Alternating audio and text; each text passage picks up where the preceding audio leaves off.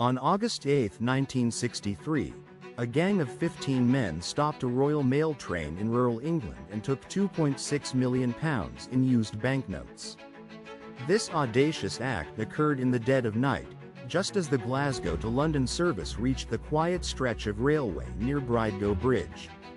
It remains one of the most infamous heists in British history, a crime of staggering ambition that captured a nation's imagination. The sheer scale of the theft defied belief. The year 1963 was a time of burgeoning change in Britain, yet traditional institutions like the Royal Mail still operated with an air of unshakable authority. For decades, the overnight post office train had reliably carried valuable cargo south, a lifeline connecting the country's financial arteries.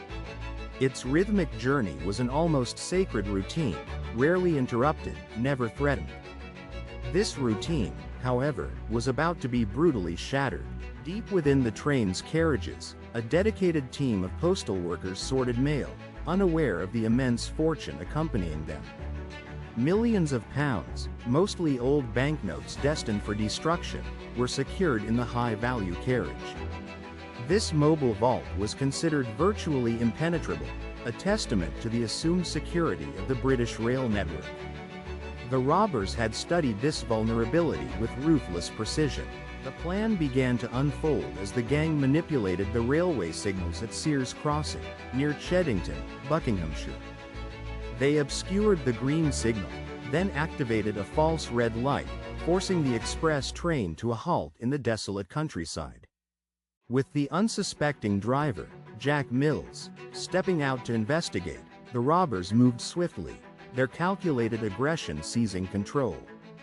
This moment marked the precise intersection of meticulous planning and brazen execution.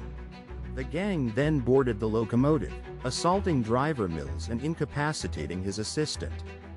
They detached the two high-value carriages from the rest of the train, driving them a mile further to the secluded Bridego Bridge. There, under the cover of darkness, they systematically emptied 128 mailbags, each heavy with bundles of cash.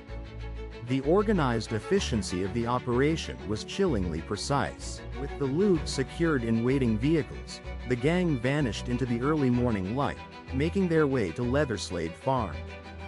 This isolated hideout in Buckinghamshire served as their sanctuary, a place to count the spoils and divide the staggering sum. For days, they reveled in their success, oblivious to the relentless pursuit already being mobilized. The remnants of their presence would soon become critical evidence. A crucial misstep proved to be their undoing. Days after the robbery, local police stumbled upon the abandoned Leatherslade Farm, a scene of hasty departure. Inside, investigators discovered fingerprints on discarded objects, notably a Monopoly board used to play with the actual stolen money. This critical oversight allowed Detective Chief Superintendent Tommy Butler and his team to begin systematically identifying the culprits. The seemingly perfect crime had left a clear trail. The subsequent police investigation, known as Operation Z, quickly led to a series of arrests, shocking the nation as the identities of the gang members emerged. Bruce Reynolds, Ronald Biggs, Gordon Goody, and others were brought to trial, facing unprecedented sentences for their roles. The extensive media coverage turned many of the perpetrators into unlikely, almost mythical figures.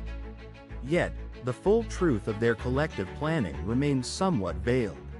The Great Train Robbery became an immediate cultural phenomenon, its narrative fueled by sensational headlines and the sheer audacity of the crime. It exposed vulnerabilities in national infrastructure and challenged perceptions of security. The severe prison terms, some stretching to 30 years, were intended as a stark deterrent against such brazen acts.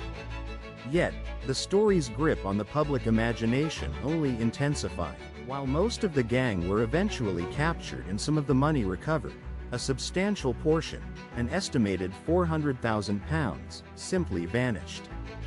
Despite decades of speculation, numerous theories, and tireless police work, its whereabouts remain a mystery.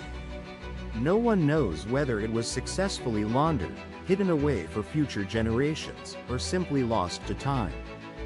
The ghost of that missing fortune still whispers through the annals of criminal history.